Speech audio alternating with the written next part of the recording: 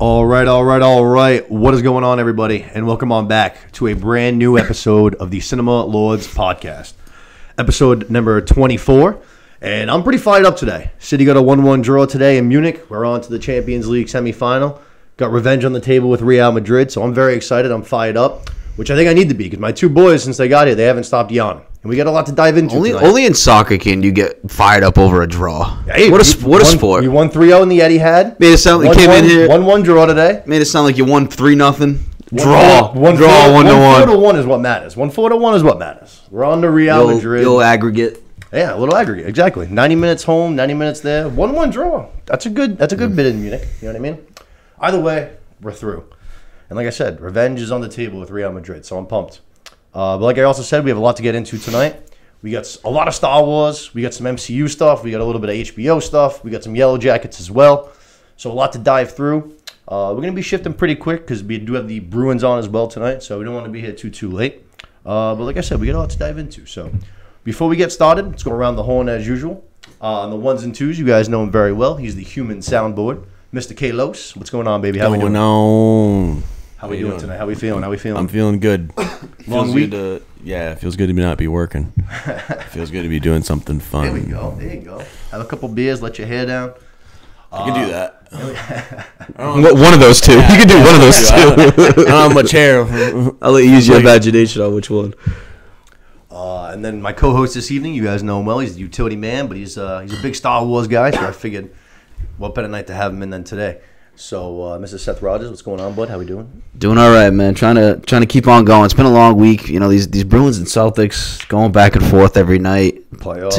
It's exhausting, man. They're gonna line up together a couple times soon. You think you do this over and over, you get used to it, but it's exhausting. But for watching some TV shows, I'm gonna try. I don't want to be the stink in the room tonight. Like, I don't want to drown out with my negativity, but we'll talk about these shows. I don't know. Ooh. I'm not feeling a lot of these shows right now. I gotta be honest with you. Tonight? Yeah. Does that mean like Mando? We'll get into the show. Oh boy. All right. Let's tonight I'm gonna positivity. Yay! Yeah. That's good because actually I'm gonna start off with the good because I'm gonna start off with the MCU. There's a few things that have come out. There's some good. There's some bad, and there's some in the middle. So I'm gonna start with the good. First things first. We finally got a premiere date for Secret Invasion, June 21st, Disney Plus. And they put up their last official trailer, and this show looks fucking awesome. And on this one looks good. Big time. This looks like a step up from the last couple of shows. Yep. Like big time step. Yeah, a little bit more. She-Hulk, Miss Marvel. Like a little bit more level of importance too. Yeah, I feel like She-Hulk, especially She-Hulk, didn't have that level of importance, so could be a bigger, stepping stone towards a bigger thing in the upcoming Marvel universe. Big time, espionage, spy vibes. Reminds me of Captain America's Black Soldier. Yeah. I mean, Black Soldier, Jesus. Winter Soldier, yeah. Which is one of my favorite MCU films. That one's awesome. Yep. But same thing, very espionage shit. So I'm very excited for this one. We got a bunch of people coming back, and then we got Emilia Clarke fucking joining the MCU, which that's awesome. Yeah. I'm very excited to have her in here. Queen of Dragon. She's the best. Love her. I think Agent Hill's back in that, right? Yep, she's back, which I thought she died, right?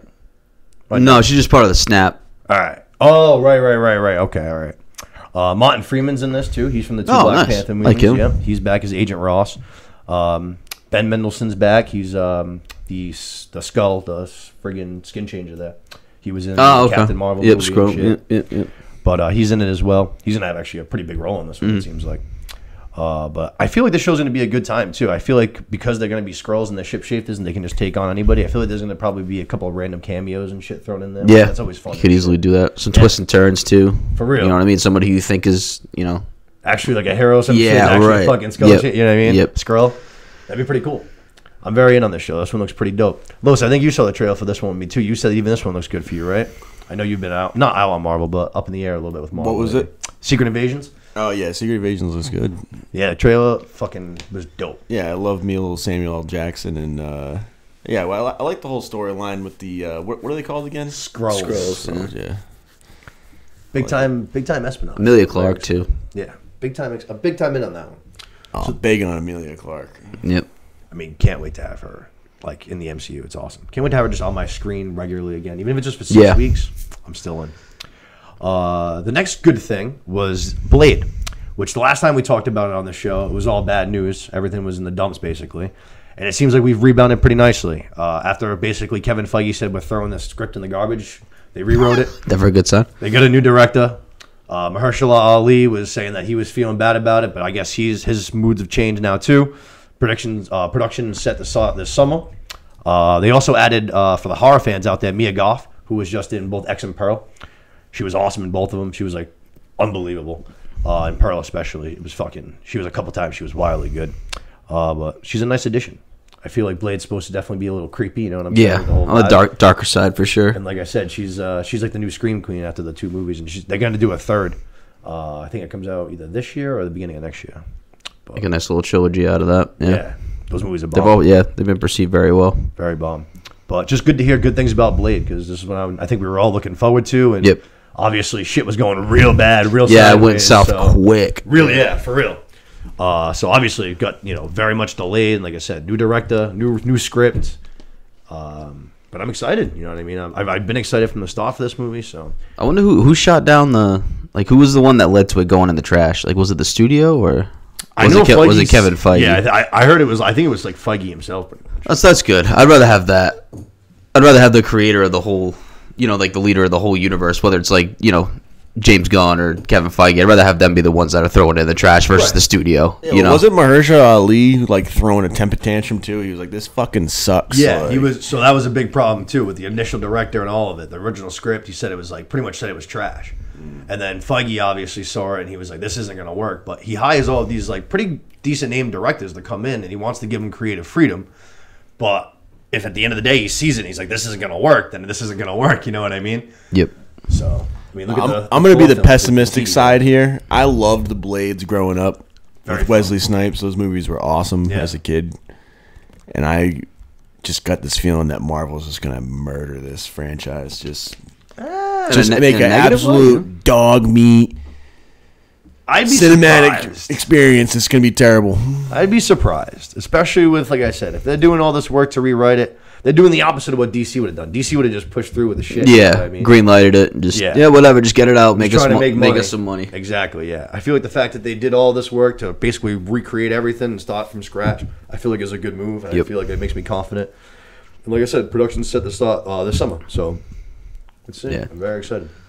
Well, the studio's shutting it down. Like that's what worries me. Like I feel like they did that with some like Star Wars scripts too. Yeah, Star Wars they announced so many things and then and then they pumped. Yeah, then they pumped out what they came out with, and it was like ugh, I hear your argument. It's good, like Nick, that it's good that they threw it out, but at the same time, like they took something that somebody was probably working on for years and they just replaced it with something that someone threw together. Yeah, fuck them. If it sucked, and if you worked on it for years and it sucked, for sure. But my question is still, how good is what they replacing it with is going to be? If they just spent 2 months and they just fucking threw it together, they got a deadline. There you go. If I had to guess, I would imagine that, like, when he brought somebody new in, I would imagine that if he threw the first one in the garbage and they still wanted to use this in the storyline, I would imagine that Kevin Feige was probably more hands-on with this project than a lot of other projects. But that's just an assumption. But that wouldn't surprise me if he was, like, kind of like, all right, this is what we need to accomplish in this movie. Yeah. These are the characters. This is what we need them to get to at the end of it. You know what I'm saying? Fill in the gaps. If his hands are involved in the big ones like that, Fantastic Four when the time comes. Exactly. Like to see him get involved in that. I'll say he's more involved with the overarching shit, not individual projects themselves. You know what I'm saying? Yep. But like you said, if he steps in and trashes something, obviously he doesn't want to set this thing back fucking 10 years. Yeah, no. We want to use him for either this phase or whatever it is. So it's like we got to get him moving. Yep. I would imagine he was probably more hands on. Yep. But.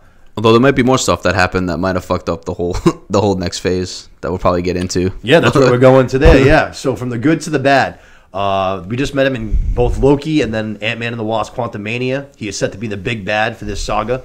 Jonathan Majors is Kang. He was unfortunately arrested at the end of March. Apparently, it was like strangulation, harassment, and assault charges. Very quickly, as per usual, his lawyer team, they came out and they said that all these were false accusations and they look forward to clearing his name.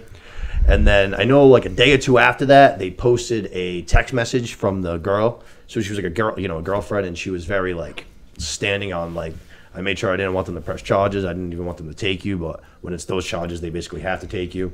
And all the police said that he was very like super respectful and easygoing. Didn't put up any fuss. Was just like, yes, officer. You know what I mean? Just like no problems at all, which is obviously what you want. And then I don't know. I saw a couple of people from the industry like instantly right after this came out and said that working with him lately has been a nightmare. So he got dropped by his team or something. Like I don't know whatever you want to call it, right? So both his public relations, and his management team. When that starts happening, because they're getting the dirt sheets on what's going on. So when that starts happening, that's when you're like, yeah, exactly. When he came out with it at first, shooting it down, saying it was nothing, I was like, all right, maybe it was just not overblown, but false story or something. But when that starts happening, that's raising some serious red flags. Sketchy. You fucking blew it, dude. Yeah. You blew it. Right after. Well, didn't they drop the case though?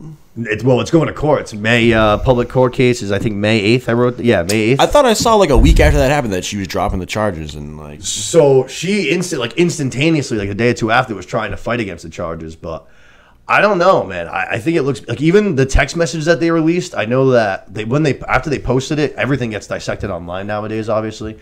But there was one line that was like very like I would say questionable, I guess, that said like I told them that you weren't to blame. It was because I reached for your phone. So it's just like, so are you saying that all of these things did actually happen and they just happened? Just trying to cover it up. Tried to grab the phone. And you're just like, you know what I'm saying? Because that's like domestic 101. You know what I'm saying? If that's the case, that could be bad. Yeah, I'm team Jonathan Majors here. It happened. I mean, I'm a fan of his acting and stuff. You know what I mean? But I don't know. I know it happened like in the back of a cab. Yeah, she said, "Choke me, daddy." I know his team initially came out too and said that they had, which I know, like I think all cabs have like little cameras and shit in them. Yeah, probably like dash cam. I thought that they said that they had footage that would like clear him, but that obviously hasn't been released. I wouldn't be surprised if they were sitting on that till court. But if that's not like a good video for them, it's like you compare it to the like the NFL or whatever. If there's some rumblings going around about a player and then he gets released by the team or something, that's when you're like, all right. They got the dirt sheets, and then soon enough, a week later comes out that, you know what I mean? Like, he's guilty or whatever, and he's facing a year-long suspension. Yeah. It's the same shit with this. Like, it's like if his team around him is starting to cut him loose like that. It's not a good sign. I can't imagine. Bad sign. I don't know if you guys know much about his backstory, but I guess he came from kind of like a troubled background, and then he found, like, theater and fell in love with it, and, like, basically, like, saved his life and, like, turned him into this, obviously megastar that he is now. It seemed like he kind of came out of nowhere, and as soon as he caught, like, he's been on fire, man. That's what I'm saying. He's been on fire. Dude, he's killed everything that he's been in. Yeah, even like that Devotion movie, I wasn't a huge fan of the movie, but I thought he was fucking awesome in it. You know what I mean? He's been good in everything he's done. Right after his firm and the management team dropped him, PR dropped him, both I think it was the Hollywood Reporter and Daily Mail both came out with articles saying that they talked to people inside of Marvel and they said that they had not even had a conversation about recasting him. Which to me, that sounds ridiculous to say you haven't had a conversation. You know what I'm saying? Yeah. Like it hasn't been brought up in a fucking text message or something or behind closed doors. Elephant in the room, Like, I don't believe that guys, at all. we need to talk about this. Yeah. That's got to be a big conversation, I would imagine. Same shit was happening with Ezra Miller. You know what I mean? I'm sure. How the fuck does nothing come out of that? He was like holed up in a fucking farmhouse in Vermont with like a lady and her 2 kids, and she wouldn't let any of them. He wouldn't let any of them leave. It was like police outside of his residence, like on the megaphone.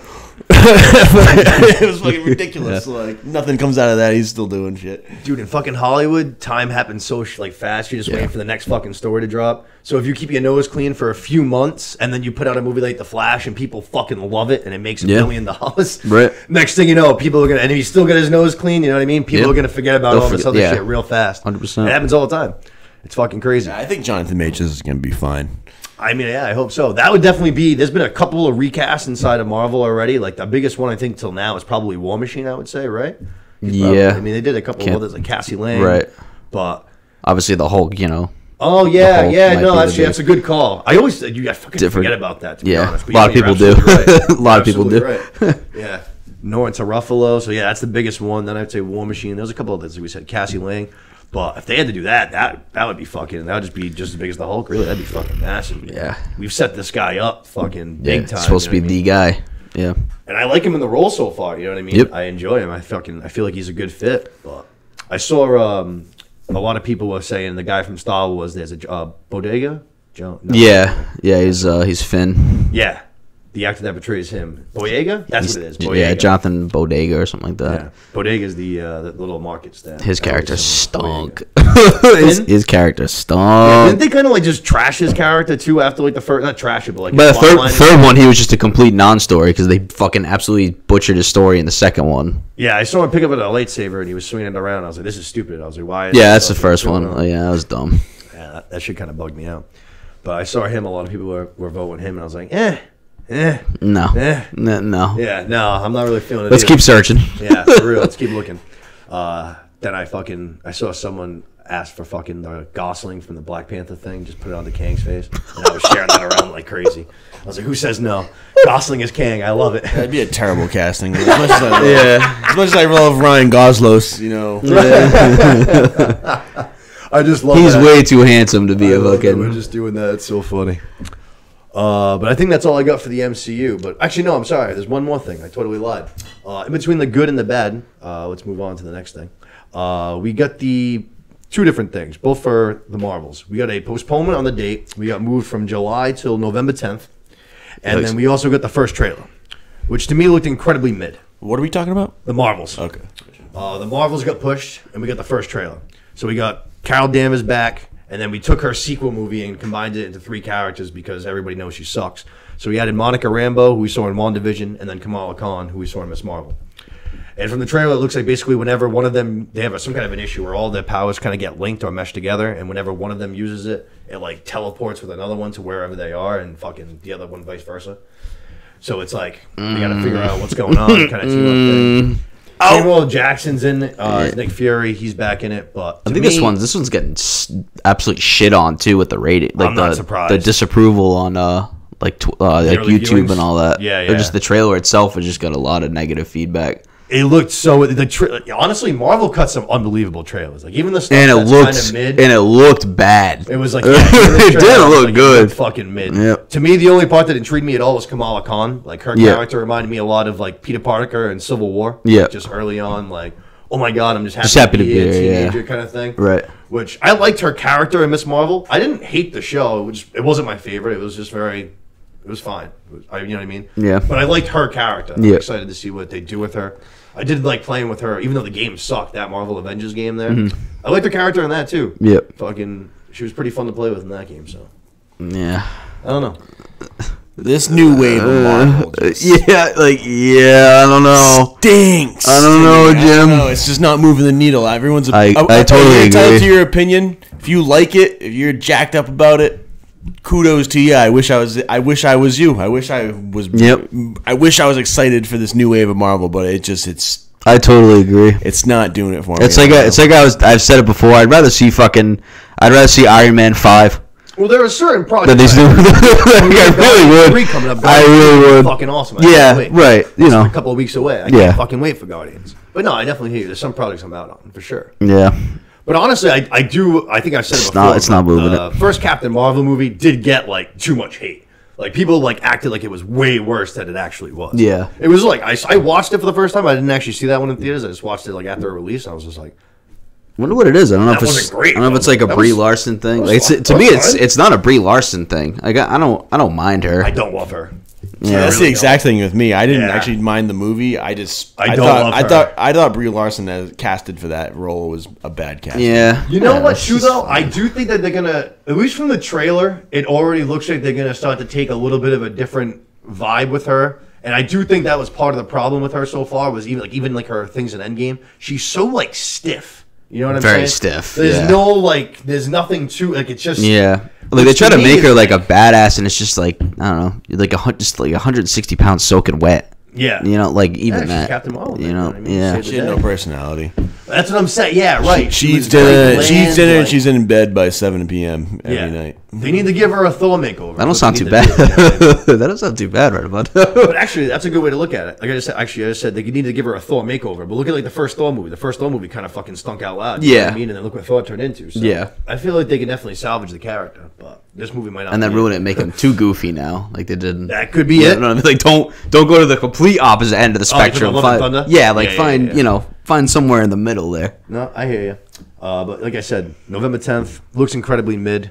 I'll check it out, mostly because of Nick Fury and Kamala Khan, but that's about it. I don't know. Monica Rambeau was okay in WandaVision too, I guess. She was all right. Yeah, I'm probably the most intrigued by her, to be honest. Yeah, I think she's going to be a pretty big player going forward. I heard she gets pretty powerful.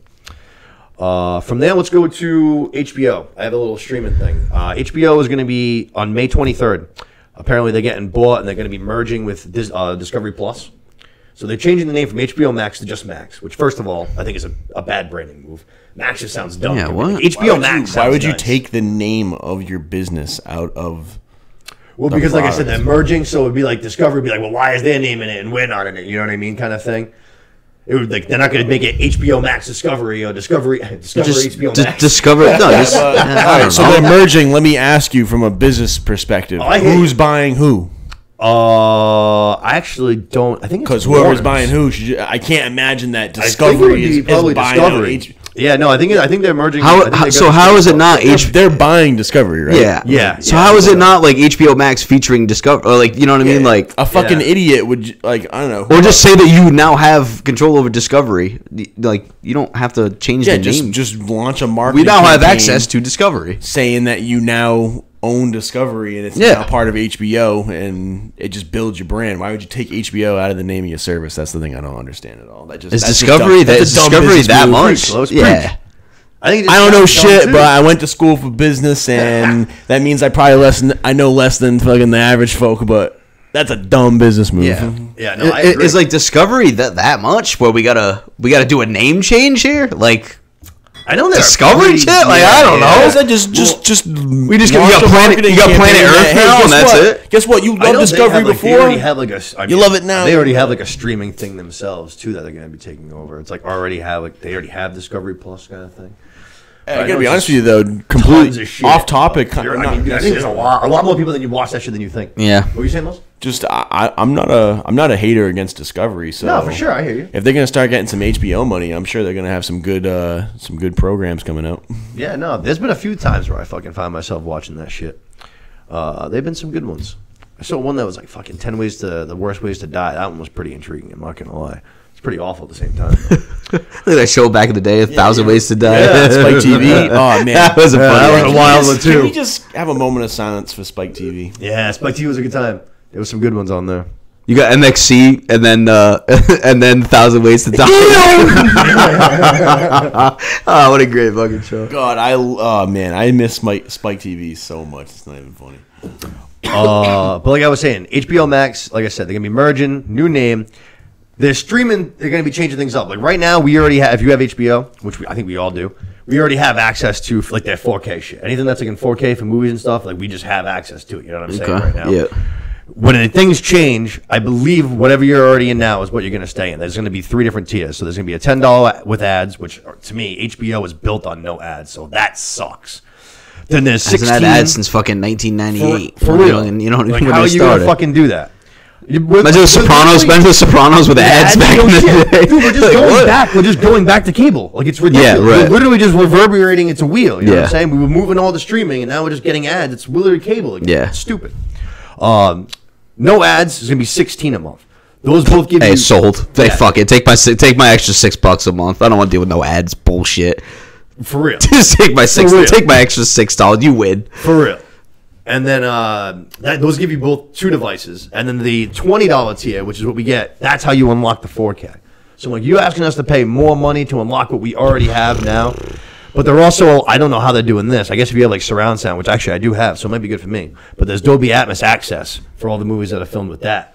So I'll be able to. That's cool. Which I'm like, yeah, I'm pretty in for that. That gives you 4 devices as well. No ads, obviously. So I might just say fucking paying $20. Yeah. But I have it through Comcast, so I don't even know how that works. I gotta figure out if I. Yeah, you watch your Comcast bill spike up now. Oh yeah, I already gotta redo my shit in like a month or 2. I'm scared, fucking shitless. Fuck you, Xfinity. That's all I gotta say. I was gonna redo my shit, but I've been checking out your fucking YouTube TV and then K-Laugh's YouTube TV, and I'm like, that ain't for me, bro. No, I ain't about it. Yeah. Starting to have a couple gripes with it big time. I might be suffering through with just Comcast. That's how they know too. They just got me by the fucking balls. That's why they know they can fuck me. It sucks. Even when I want to move, I can't. What are they doing to you? They got me by the balls. They're squeezing the life out of me because they know I can't leave and go anywhere else. Yeah, you can. You can go wherever you want.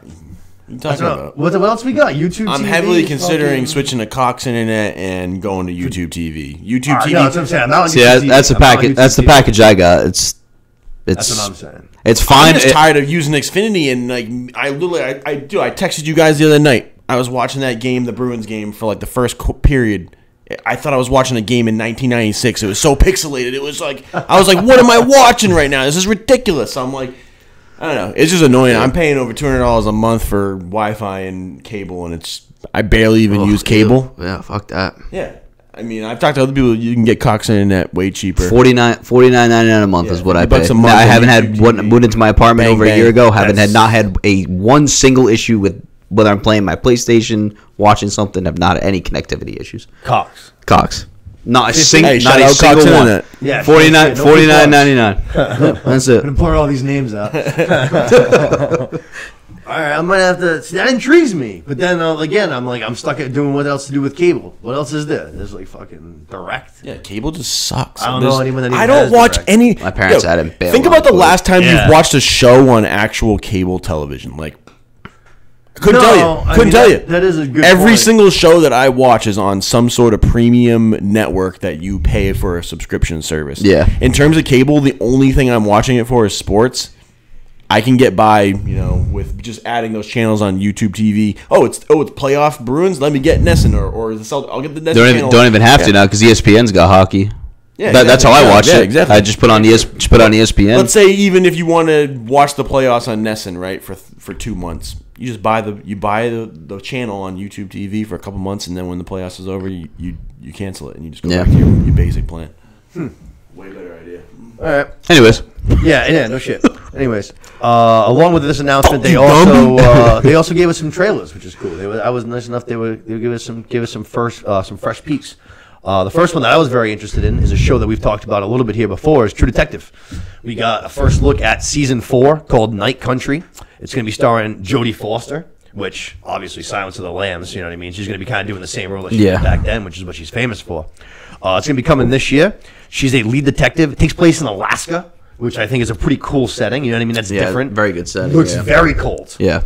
And in this town that she's going to be in, I guess it's one of those. I know it's like this in real life, but it's one of those towns where, like, for like a 6 or 7 week period, there's just like no daylight. Yeah, it's just like in darkness for 24/7. So she's going to be investigating this. I think it's at like a little research facility. Basically, this whole group of guys go missing, and it's like the night before. I think they call it the long night.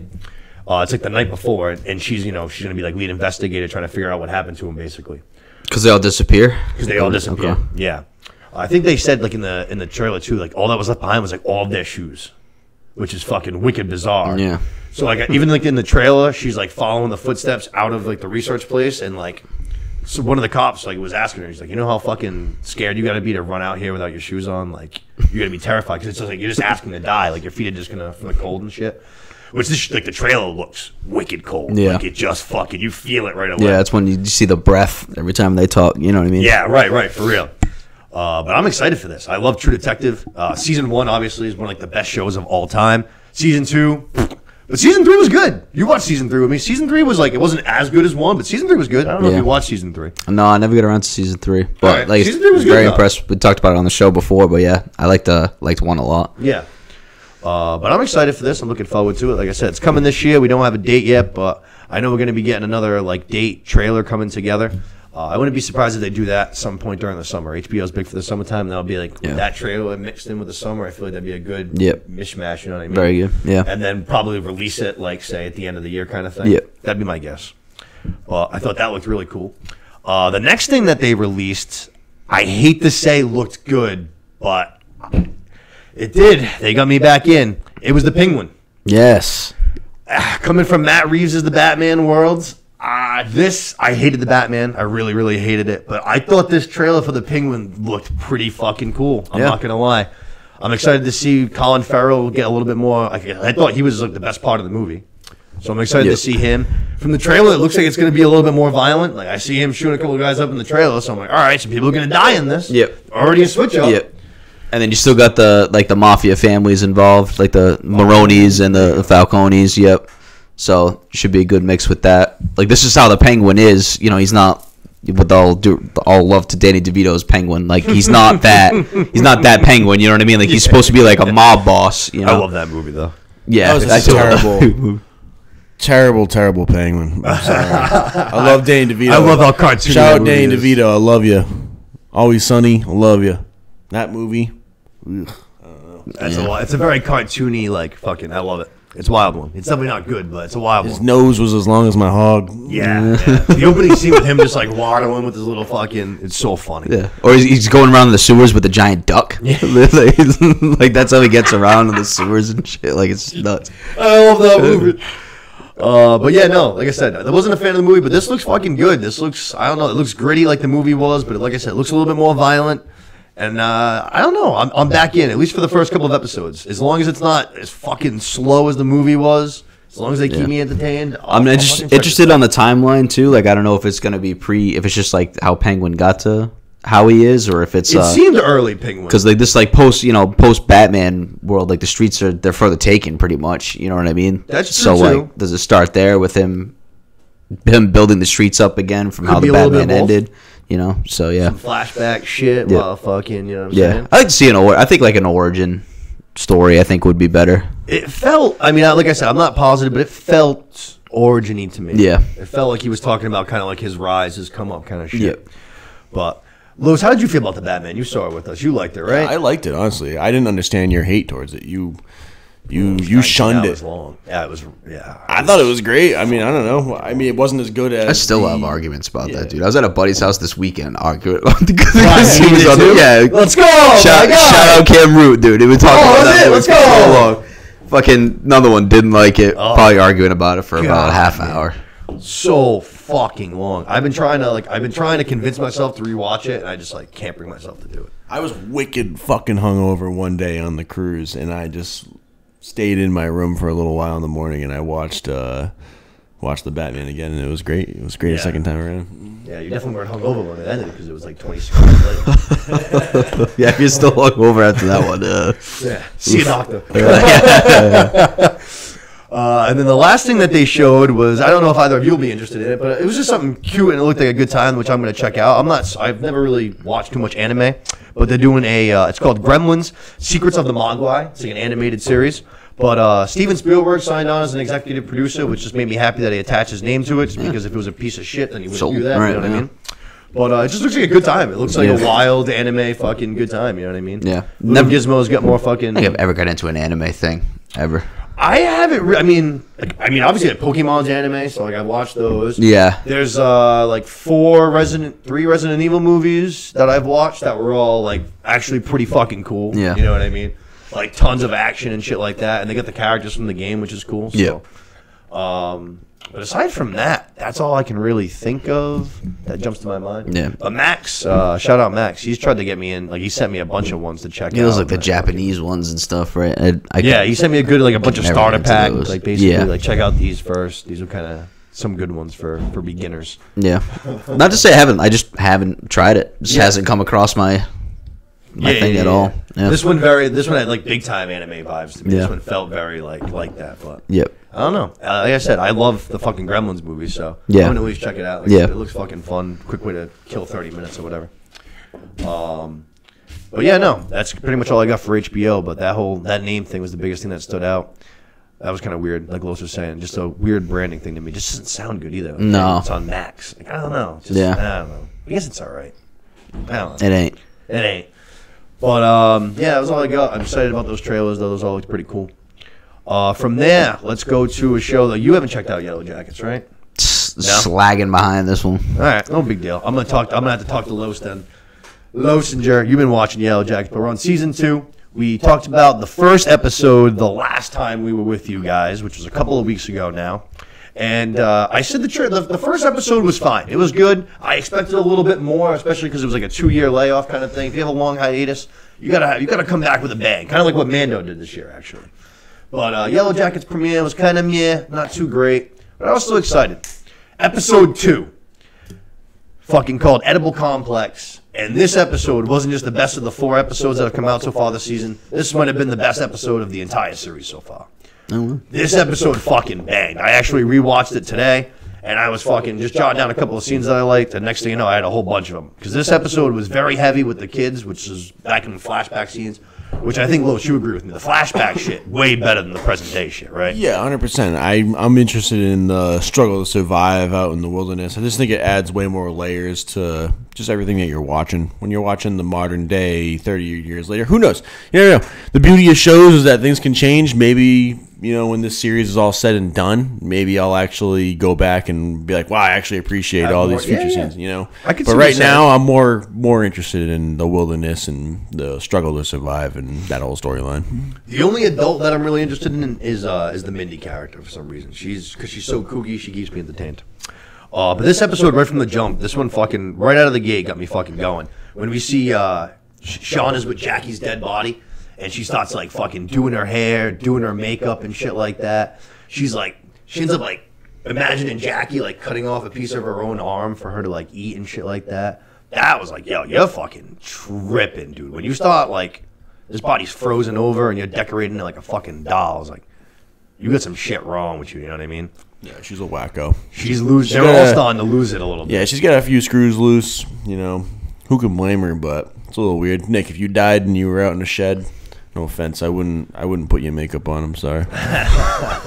Put a dress on him and stuff. Like, yeah. Everyone was starting, and shit got a little creepy this episode too, which was good too. Fucking, we see Ty starts losing her shit at night. She goes on a little sleepwalking thing, but we see shit out of her POV, which was cool, and she sees some fucking creepy ass guy like leading her along the way. Yeah, that shit was creepy. Have they explained what that is? Not yet, nah.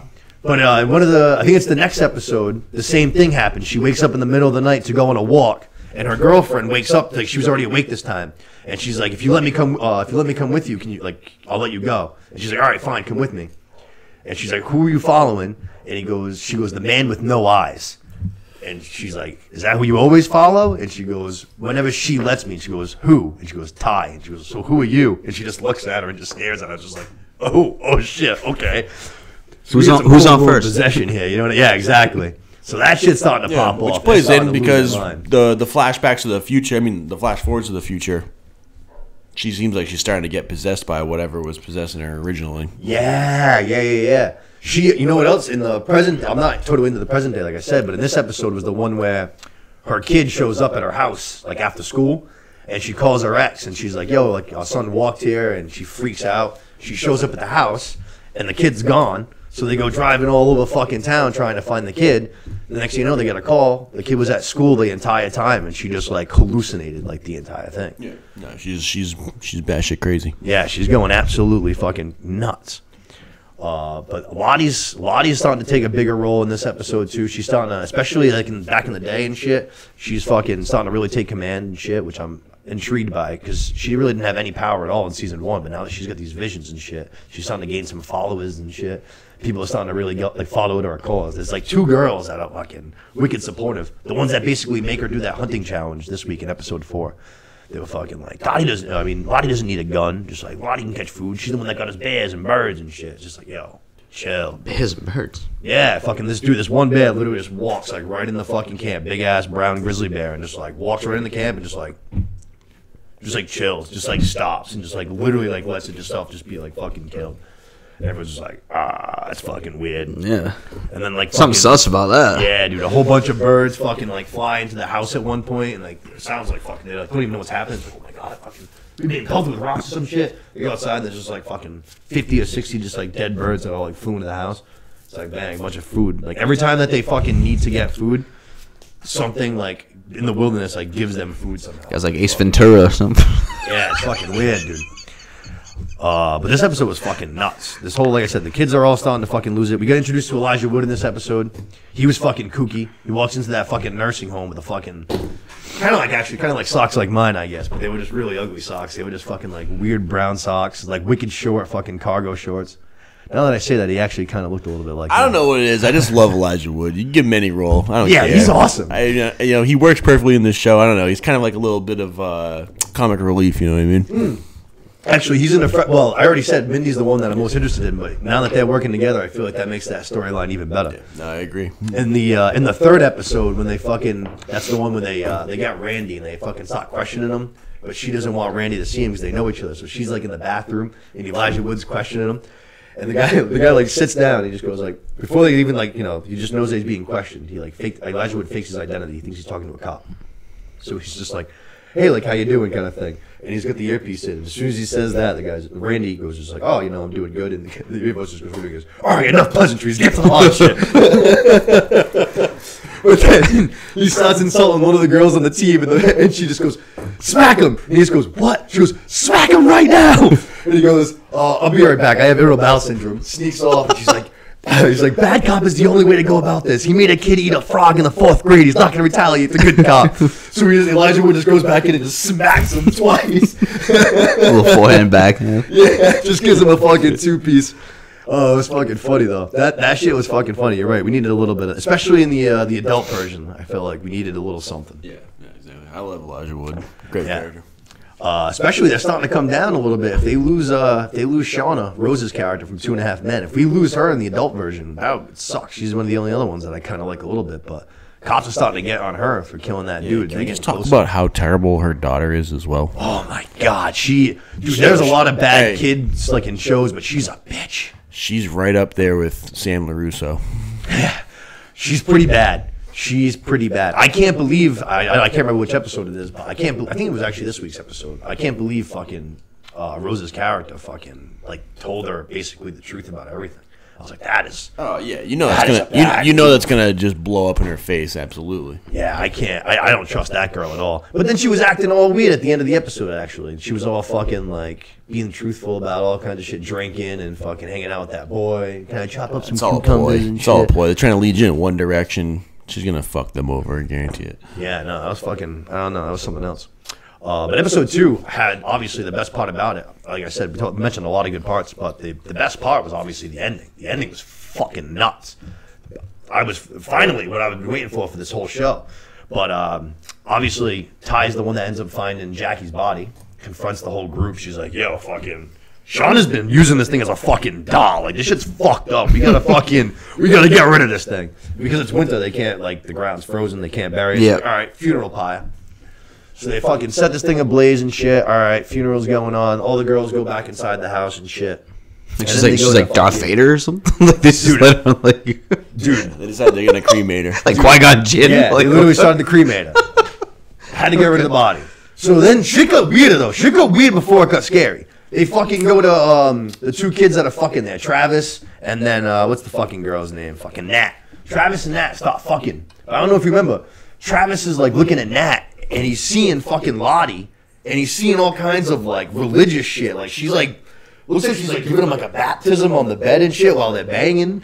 I was like, what the fuck is going on here? I was like, this is trippy as fuck. But I guess that means that she's in his head. You know what I mean? She's been whispering nothings to him and stuff. But I guess that means she's like in his head or something. That whole thing to me was just like, I was like, what the hell's going on? It wasn't like a thing that he was imagining her like sexually. You know what I mean? It was weird. He was banging, but like I said, it was almost like religious. It was fucking bizarre. Some weird shit. Yeah, but then fucking they have like a candle lit, right? And like the flame, like the wind comes through, fucking blows out the flame, right? And then it's fucking cool. They like the wind, or if it's like some kind of invisible spirit kind of shit, blows over like the fucking trees, and it like fucking shakes all the branches so that the snow like perfectly falls and like lands on the fucking pyre. So the fire goes fucking out. Well, it's not. After the fucking thing's been burning for a little while, so the snow fucking puts out the flame like just long enough for it basically to be cooked. Right. So next thing you know, the girls are chilling in the fucking cabin, and they're like, "Yo, what's that smell? Like, it smells like fucking cooked meat." Cooked meat. They go outside. Meat's back on the menu, boys. Smells like cooked meat. For real, dude.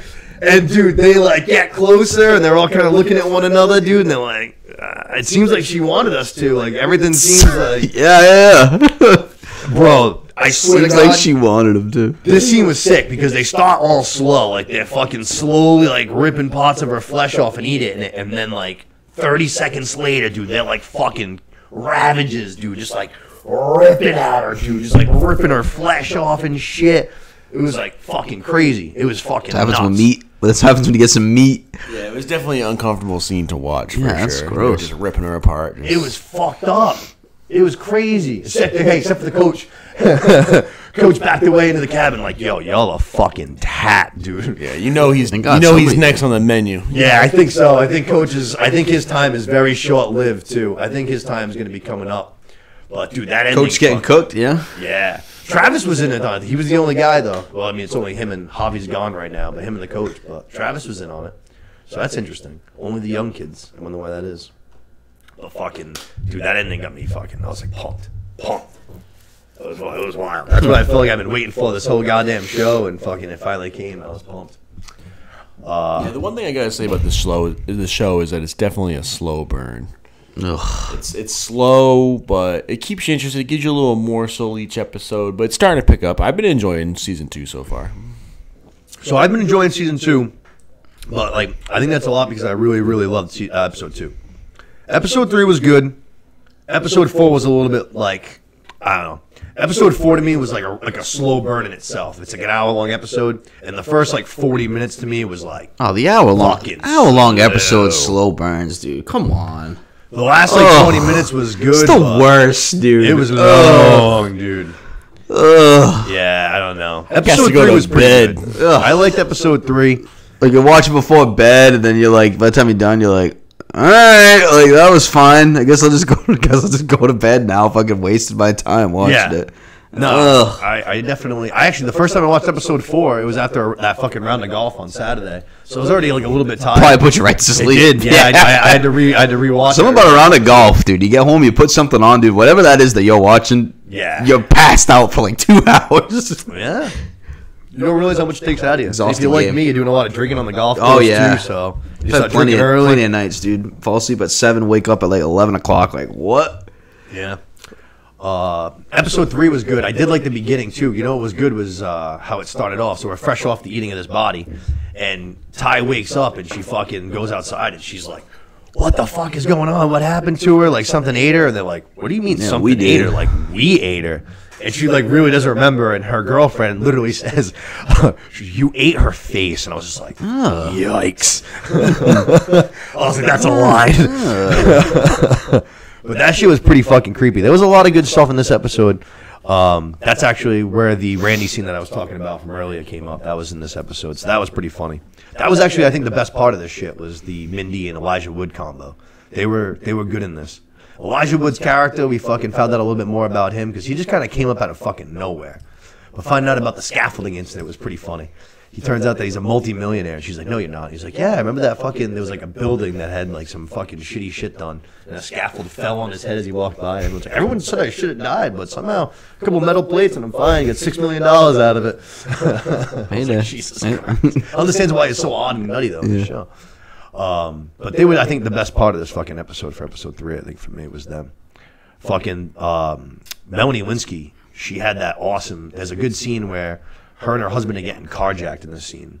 And she pulls a straight Jackie Chan. Like the guy's got him at gunpoint. He's like, "Give me the keys to your car." And she fucking Jackie Chan rush hours. With the keys? Turns it around on him. With the keys? Yeah, pulls the gun on him. And dude, her husband's such a little pussy boy. Her husband like gets all pissed off, and he literally like lets the dude like get away with their car. He's like, "You're gonna die over on minivan." She's like, "What are you doing at the fucking gun?" But dude, she ends up going right to the Dodge Grand Caravan. Dude goes right to the fucking chop shop, dude, and like goes to like the boss of the fucking chop shop, holds him at gunpoint. And he's like, "Lady, you're not going to fucking do anything. Your hand's fucking shaking." And she gave a fucking speech that was terrifying, dude. Like, "You're going to fucking peel the flesh off of a human corpse before." Like, talking about what the human body does when it dies. Yeah. Dude, so this guy fucking... Take whatever you need. Yeah. She's like, there's a look on people's face when they realize they're going to die. She goes, "It's what you have on your face right now." She's like, "I wasn't shaking because fucking I was scared. I was shaking because I was so excited to come in here and do my God. Yeah, she was fucking scary. I was like, that might have been an Emmy scene right there. Crazy hoe. Yeah. She's good in this show. She's a good actress, but she was fucking good in this. She had a small part in The Last of Us. I know some people didn't love her in that, but I thought she was all right in that. Love her as Rose. One of my favorite characters. She's great too. She's always Rose. She's forever Rose. Yeah, I still call her that. Yeah, I quite literally don't know her name in the show. I just refer to her as Rose. Yeah, for real. Don't want to know her real name. Just Rose. Yep, for real. Episode 3 closed out with actually that bird scene that we were talking about too, so that was a good scene as well. So episode 3 was actually pretty good. Episode 4, like I said, started real fucking slow, but then the end was pretty strong. I like the end, but we finally get introduced to our girl from The Servant. There, Lois fucking. I wrote down her name as well. The mom from The Servant.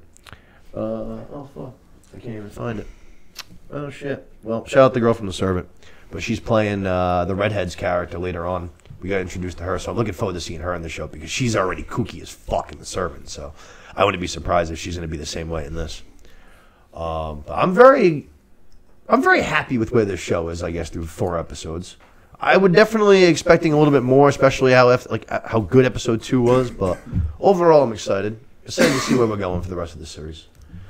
I know we have a long way to go. It seems like it doesn't seem like this thing's wrapping up anytime soon. I'll tell you that. Seems like we still got quite a bit of story to tell. Any idea how many episodes this season? I think it's 10. Yeah, I'm pretty sure it's 10. That's what the first. Still got plenty of time in this season, even in this season. What is it? Still got plenty of time in this season. Yeah, so we got like six episodes, and Sunday night TV to me that's like the go-to night for TV for me. You know what I mean? Yeah. Close off those Sunday scaries if you have a good show for a little bit. Yeah. And this show's good to me. Even just episodes that aren't like great, I'm still somewhat intrigued. You know what I'm saying? Yeah. It's basically what Succession does to me. Same thing. Yeah, I gotta try that one out one more time. I know everybody loves it, but I've tried it a couple times, man. I just cannot get into it. Yeah, that's a slow burn. That is the slowest burn of slowest burns, but it's worth it. I don't know. Now I can tell, like I said, that I don't want to give anything away, but the shit that happens in season 4, that like it's burning now.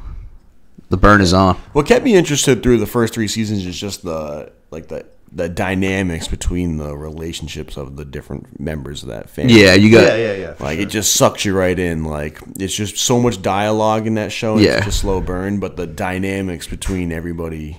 And then you get the not even just the kids, everybody that they're riding the highs and then they're riding the fucking lows too. Like the next episode, you know. Look, you want to just plug that camera in? The light is like right there. 2 things that I thought were good. Oh, actually, there were one or two things that did happen. We got Javi back this episode, in the 4th episode. That was big. We definitely thought he died. Nat did as much as, I don't know if you remember a couple weeks ago, but she took one of Javi's shirts from his suitcase, literally cut her own leg open when they were out hunting, and basically made it look like she found this shirt of Javi so that they were able to kind of basically stop looking for him and Travis could start grieving. And the next thing you know, we finally found him. I wasn't expecting that. I mean, I had a feeling he was still alive, but I just wasn't expecting it in this moment, I guess. You know what I mean? It just took me by surprise because they were just out looking for a tree. Ty and her girlfriend there, Vanessa. They were just looking for that tree with the symbol on it, but then he was just fucking came out of nowhere. I don't know if they're going to ask more questions this week. Like, I've seen like the end of last week. That's how they ended the episode, and Nat kind of got off scot-free for the whole shirt thing. I don't know if maybe this week's episode, maybe she's going to kind of be questioned. Like, oh, yeah, it's definitely going to get brought up. Yeah. I think in the spirit of the moment, they were just so happy that he was back that they didn't want to like instantly fucking ruin it by like, being like, yo, what the fuck? But I want to know where he's been. I mean, he's young. He's younger than all the girls are. Like, I don't even know if he's in high school. I think he was only there because he's the coach's son. You know what I mean? He looks really young to me. So he had to have been doing some spiritual voodoo shit or something like that, too. Yeah, it's interesting they found him looking for the tree, too. You know? Yeah, because remember, so obviously they're fucking in frozen tundra land, basically. Mm-hmm. And their tree, like the reason why they end up stumbling into him is because the tree that they find, kind of like a little, it's not like all around it, but see if this is the mic is the tree, all around it, like in a little circle, is like grass. So it's like there's somehow warmth here, you know what I'm saying? Right. So it's like, why? And then all of a sudden, like that's when they spot him and they end up kind of like chasing him down. But that was interesting. Then we got a lot of the Lottie cult stuff in present day was kind of interesting too, because it seems like whatever they were doing, whatever spirit or demon or whatever she was contacting back in the day, it seems like she's still been dealing with it almost all of these years. Maybe just like paying it off somehow herself, whether it's her own blood or with animal blood or some shit. But it seems like now in present day, this thing's kind of like hungry and shit. At the end of this episode, that's when it takes like the fucking. I know bees don't bleed like this, but like where her bee catching hive thing is, there's fucking blood dripping all over the place. Like that's like a fucking message. It's like, yo, I'm hungry. So I think one of the girls in present day might be in trouble soon. I know it took out Travis a little bit. We did find out. Well, apparently we kind of found out what happened to Travis, which that scene was weird. how he hung. Like Lottie helped him to hang himself basically, and then the machine broke. That was suspect. That was weird. That's you know what? Oh no, I was just saying maybe she did that so that she could feed fucking Travis's blood to the fucking demon, but I don't think it'd be hungry again so soon. I don't know. Now I'm fucking curious. Show seems wild. Oh, this show is something else, man. This show is something. Sacrificing people to fucking demons and shit. Yeah, no, there was some weird shit in this. The other weird thing about this week was that remember, like, so they do the little competition, and Lottie goes out and she finds the plane again, the one that literally fucking crashed and blew up and exploded. It's got the little fucking teddy bear in it. It's got the girls that was flying the plane's necklace in it. She finds a little fucking hat. She climbs on the hatch, and she's like in the mall. She's like hallucinating. That whole shit was wicked fucking trippy to me. I was like, I ain't high enough for this, but I don't know. That shit was fucking wild. I don't know what that all meant, but there's a lot of that too. There's a lot of like spiritual, religious, hidden meaning kind of shit. Even like when they were eating her back in episode 2, like as they were eating her, they kept flashing between what they're actually doing and being at like this olden day like Roman feast where they're all like in the white gowns with little golden crowns. And, like, the food was all, like, you know, foods, like turkeys and fruits. And not actual people. Yeah, so, like, it was almost like this is how they're envisioning it. Right. They're just having this feast, but in reality, they were just, like, tearing this they're just eating somebody's arm. Yeah. No big deal. But Sunday night, very excited for those of you guys that have Showtime Friday night. But I've been trying to save it more often for Sunday because I need that. But sometimes Steph doesn't want to wait. I'm like, yo, you ruin it. I need this. You know what I mean? I need it for Sunday. But 6 episodes left. I'm excited. Keep on watching. We'll be back. Definitely be talking about that in a couple weeks. But Los, I know you said you're excited to see what's going on. You're liking this season, so we'll be back. A couple more episodes. It's been good. Yeah, no, definitely intrigued. I need more of episode 2 though.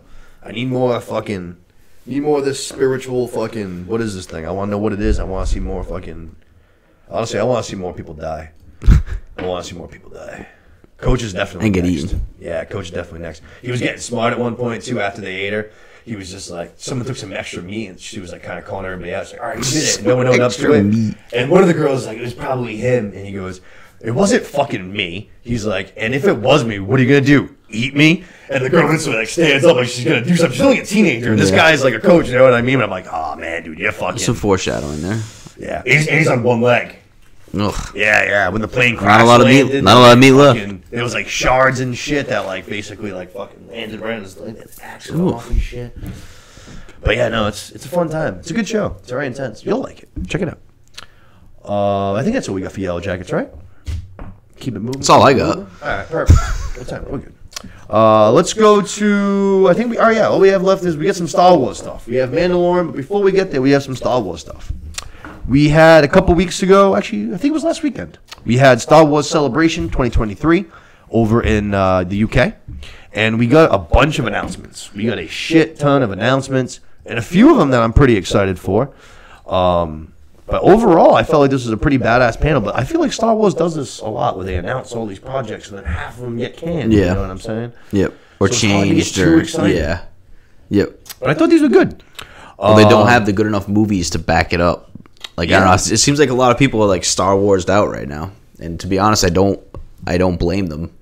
Well, we're gonna find. They announced 3 movies, which we're gonna talk about a little bit. But I like that all 3 of the movies that they announced all seem like just standalone projects. Yeah, that to me sounds like awesome because to me Rogue One was awesome. Yep. So let's do some. You know, we don't. Everything doesn't have to be a trilogy. Yeah, let's just get in, tell a story, get out. Yep.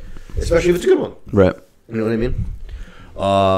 So let's start at the top. First things first, we have hopefully what's a better, at least for me, a better second season. We have Andor Season 2. We're wrapping up this summer, they said. It's planning on releasing in summer 24.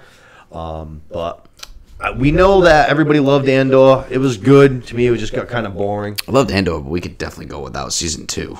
Yeah, I know this one's going to lead basically like right up to Rogue One, basically. Like right up to. You're going to be able to play these things almost like simultaneously. Yeah. Same thing with Rogue One, like pretty much Rogue One right into New Hope. Like that's the end. That's going to fill in very nice. That's a good call. We're going to get K2SO. I'm excited for that. Nice. Okay. I'm excited for that. All right. Yep. I'm excited for that. At least. All right. That's a plus. Which I hope we get him early too. Like, let's get him in episode like 2 and have him for the whole season. Yeah, you know what I'm saying. Especially the first one was 12, right? Yeah, I think it's 12. Yeah. So I would like if we get him, 2, we get him for like 10 episodes. I'm in. That'd be good for me. That would turn my tide right around. Yep. That's what that show needs. It needs more like Star Wars, a little bit more humor too. But that's think you're looking in the wrong place. You got to be honest. For Andor, yeah. But for me, I think that's honestly, out of all the things I'm going to talk about, I think that's the one that's like I think that's like the bottom of my barrel for me. Yeah. Next one is The Acolyte, which is an animated series, which we've already seen a little bit from earlier. But this is the one that features a Force-sensitive Wookiee, which is what gets me. You could end right there. There we go. Sold. And the girl that's the head of like Lucas right now for Star Wars and stuff, she said that she saw the first 4 episodes in total, and she thought they were like fantastic. Like she loved what it was. I've heard that there's like a ton of like lightsaber dueling, and there's they said it's very heavy like on the martial arts and shit. Yep. Which the Clone Wars series, yeah, for real. The Clone Wars series, wow, like it's very long. There's a lot of like filler episodes and stuff, but when they do like fights and stuff, it's dope. It's very good. It's very, very good. Like even for animated, no matter what, it looks very sick. Yep. And Star Wars pretty much kills animation for the most part. Yeah. I haven't seen Rebels, but I'm definitely gonna watch a couple of episodes and shit like that. Yep. I did see that like on Disney Plus. They have like it's like a playlist basically for Rebels, and it's called for Admiral Thrawn.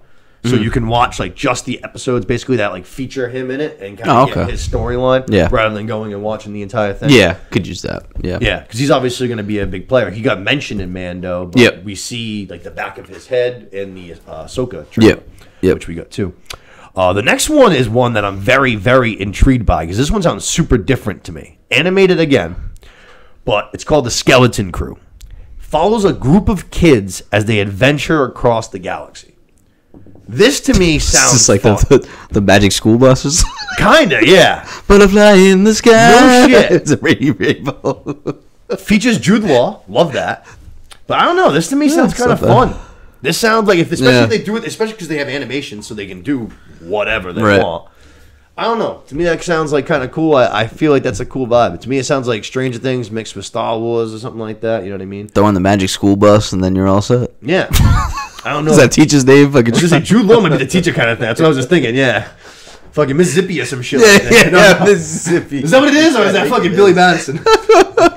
Just flying throughout the fucking galaxy. It's bothering me now. I gotta look it up. Is it Miss Lippy? Miss Lippy's one of Oh no, that's definitely the Billy Madison. Mississippi. I don't know. Mississippi sounds like something though, doesn't it? It could be. Who knows? Dog who lost his way. The puppy. I haven't watched the fucking Adam Sandler movie, The Grip. I'm due for one. You know what? To get my golf game, I've been trying to get more into golf, ladies and gentlemen. Miss Frizzle. Golf game going. What is it? Miss Frizzle. Frizzle. Honestly, Zippy in a way is not like terribly far off. It's in the same like family. It definitely is. I mean, whack jobs. It sounds. But like I said, that sounds so different to me, and I don't know. It sounds like it could just be like, especially if like. Again, because it's animated. Just put him in like crazy worlds with just crazy ass just a good time. Alien. Yeah, just a good time. Yeah, simple. I feel like that could be cool. It could be fun. Then we got the Ahsoka. We got the official trailer. We also saw that we didn't get a date, but we saw that it's coming this August. So that's at least something. Yep. And this trailer I thought looked fucking bad. Yeah, it looks very good. You thought so too. Ahsoka, she does some cool like the fucking. She does like a force thing with the 2 lightsabers in the ground and just like. Cuts a little hole in the floor. Yep. She just does some unique shit that like you haven't seen with lightsabers before. I like Rosario Dawson. I think she did a pretty good job in the was it Mando season 2? That was already so long ago, man. Was it? And then it was and Boba Fett. And Boba Fett too. Yeah. She had almost a full episode of Boba Fett. But yeah, dude, I can't. Mando season 2 seemed like so long ago. Crazy. Now we're already almost finale is tonight. Don't get me started. Crazy. Get me started in a little bit. And we also kind of like we just hinted at a minute ago. We saw the back of Grand Admiral Thrawn's head. Yeah. Which this is going to be his introduction into like live action. They also announced that Lars Mikkelsen, who's the actor that voices him in the Rebel series, is going to be the one that's portraying him. Nice. Which I know people are very excited about that. But I know this guy's supposed to be like a real fucking badass, man. I know he's not like your, Sith Lord Jedi coming at you with a lightsaber kind of guy. This guy's a strategic genius. Yeah, he's gonna outthink you. He's constantly outthinking the rebels. Constantly thinking chess 10 moves ahead of the next guy. The guys he's fighting against. And it seems like you know, he gets a lot of loyalty from that because he's, you know, smart. People, Yeah. you know, want to fight for him basically. So I'm intrigued to see some of this guy. Yep. Like we said, we mentioned him in this week's last week's episode of Mandor. Right. I'm interested if we're gonna maybe see him in Yeah. the finale, maybe. I don't know. But those are all the series they announced. Which Ahsoka, the Skeleton Crew, even the Acolyte too. Honestly, they all seem like at least interesting to me. Like I'm gonna check them out. You know what I mean? I'm intrigued by it. Yep. And some animation. You know what I mean? Like we were saying, let's check out some anime. Yeah, it's that fun. Yeah. Make Star Wars fun again. For real. From there, we got 3 movies. 3 different movies, and honestly, all 3 of them to me get me kind of excited. The first one is Dave Filoni, which I think everybody agrees knows Star Wars better than anybody else. He's the creator of The Mandalorian. And he's going to be directing a movie that's going to conclude his Mandalorian story, basically. So after, I think it's not coming out for a while, though, because I think they still have like another, I think the 4th season is going to be the last season. And then the movie after that. Okay. So I'm very interested. I don't think, I mean, this is just me personally, but I can't imagine. I actually think it's going to tie into something else we're going to talk about in a second, too. But I can't imagine that this is going to be the end of Grogu or Baby Yoda's story. Better fucking not. Yeah, I think this is going to be the end of the Mandalorian story. Better fucking not. You know what I'm saying? Yeah, good. See ya. But I don't think this will be the end of Baby Yoda's story. I think he is just going to be a star. No, keep him around. Forward. But that gets me going, you know what I mean? Yep. Like we said, I think that guy knows Star Wars better than anybody. Doing a movie, big budget. Not that Mando's not big budget. Right. Even more of a budget. Yeah. Yep. Yeah. And I think that's good. I like that they're gonna like they already announced it that they concluded it that way. Like for instance, fucking like Peaky Blinders kind of did like a similar thing, but like but they didn't do it beforehand. You know what I'm saying? So like the last season just like didn't feel like a payoff, and then they're like, all right, but we're gonna do a movie. And it's just like, all right, well, if you told us that beforehand, then it would have been like, all right, no big deal kind of a thing. But it was kind of weird, you know what I'm saying? Like in hindsight, but it was like, I should have announced that. Right. So I'm glad that they did announce it, you know what I'm saying? So now like when episode 4 ends, people aren't going to be like, oh my God, what kind of ending is that? It's like, yo, chill, we're getting a movie that's actually going to end it. You know what I'm saying? The other one is from director James Mangold, who does like a bunch of hits. Walk the Line, Logan, which is one of the best fucking comic movies of all time. Ford vs. Ferrari, which is really good too. He's directing a movie that he described as a biblical epic about the first Jedi, about the origins of the Jedi Order. That sounds fucking cool. That sounds fucking cool. Never gone there before. Obviously, like the prequel series, we got like a little bit more like older stuff, but not like origins. Not the beginning of it, Like I said, biblical epic to me too. That sounds fucking cool. This guy makes a bunch of hits. I mean, I love Logan. Like straight up, I fucking it's a great movie. It's awesome. And fucking Walk the Line's also a bang. Man. Joaquin Phoenix goes hard in that. Yeah, he kills Reese Witherspoon too. Actually, they both go hard. But that one, like I said, that one gets me going. And then I would say the one that gets me the least interested, but could get me the most interested if it does do what I think it might do. 15 years after the sequel trilogy, Daisy Ridley is returning as Rey Skywalker. She'll be rebuilding the Jedi Order. But if it features Grogu, which at this point, so right now we're before the sequel trilogy, right, with Mandalorian. Yeah. So at this point, you'd have to imagine after the sequel trilogy, and then another 15 years, he'd at least have to be, even though he ages slow, like maybe like teenage Baby Yo, like we have teenage Groot. Yeah, exactly. We'll have like teenage Yoda. So at that point, he could maybe start to fucking do more and like help Rey build a Jedi Council and shit. If that's the case, then I'm in. That'd be fucking cool. I'm just out on Rey. Yeah, out on Rey. I didn't really like. I'm kind of thinking his Grogu's downfall, not downfall, but the reason why he's not around is that he should die by the Knights of Ren, who are in the last Star Wars trilogy. No. Yeah. I don't accept. It'd be a tragic way to end, but it gets some serious fucking heat on, Kylo Ren. But I guess it's already past that. So who cares if about that? If he has heat or not? Who cares? They wouldn't create that character just to have him die. Like, you know what I'm saying? That'd be weird. That'd be a weird. But even still, if you start introducing like the Knights of Ren, then people are gonna be like, oh wow, like this is how it's gonna fucking go down. Like this is how he's not sticking around. Maybe Ahsoka's it. Wait and see. Yeah. Because he's Mandalorian and fucking, you know what I'm saying? Yeah. Maybe he's like, you know what I'm saying? I don't know. All I know is I love that little fuck, dude. Yeah, he literally does anything, dude. The same giggle every single time. But all those projects to me, for the most part, sound pretty cool. Like I said, Andor can win me over if it bounces back with the second season. You didn't even watch Andor, right, Lewis? Sorry, I didn't even know you were getting up right now. Andor smells. Yeah, you didn't even watch it. Wasn't it for you? No. It's not for I watched one episode of Andor and I said, I'm out. Yeah. And honestly, I think like the first one or two, they did those first three together. I think those were like my favorite ones, to be honest. Yeah. There were like other things involved like that were cool here and there, but it was like you said, it was fucking super well made and shit like that. Yeah. Looked just need to be more. So sick. For you, it needed to be more like Star Warsy. Yeah. But out of all those projects, which one's the one that gets you the most going? Probably Filoni. Yeah. Mando Filoni, conclusion? I trust. Yeah. I think you just have like a big Mango one for me. like a big, like almost like fucking Mandalorian, like Civil War, something like that. You know what I mean? Yeah. Like, I just want to see a big fucking. I thought that's where this season was going. We could still get this. That happens sometimes. It could be like, all right, we need to come together to basically get our home back, and then once we get our home back, everything's good for There's a power struggle. Exactly. Yeah. Right. It's like you have when you have a cause to fight for together, you come together, and then as soon as that cause is gone, it's like, all right. Yeah, same thing.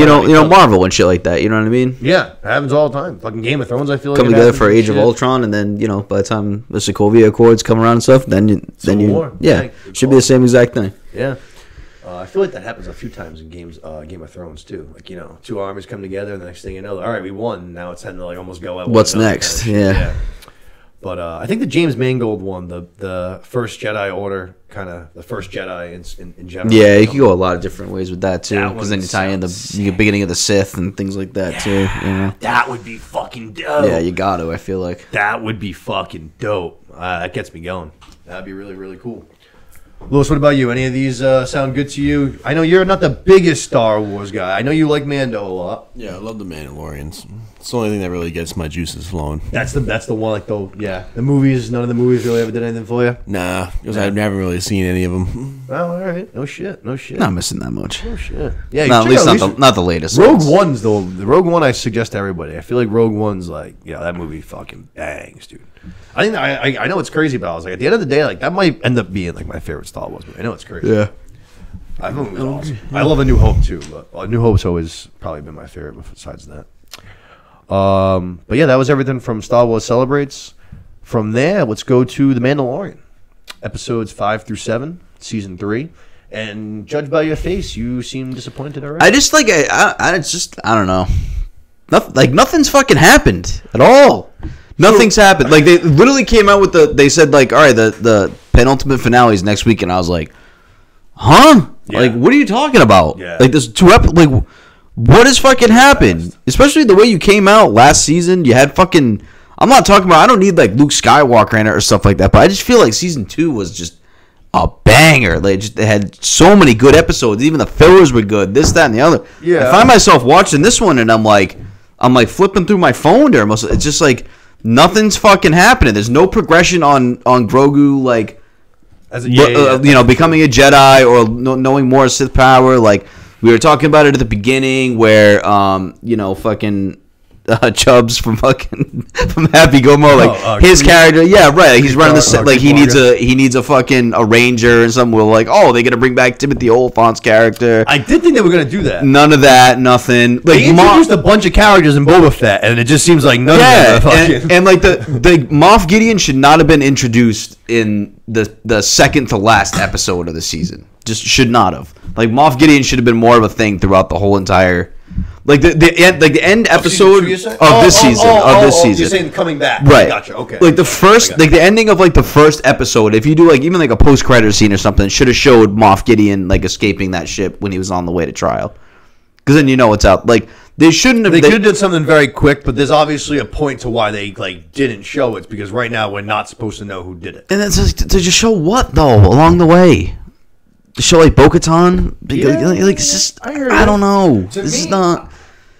It's not bad. But, it's just one of those. Every single episode at the end, and I'm just like, okay, yeah, all right, yeah. See you next week. Nothing's doing it for me. I hear you. I mean, I would say though, in a way, while there is an overarching story, this show has always been big in just single episode, just let's go do this. Yeah. Let's go do a heist. Let's go capture. But they're not. That's what I'm saying. They're not. I don't know.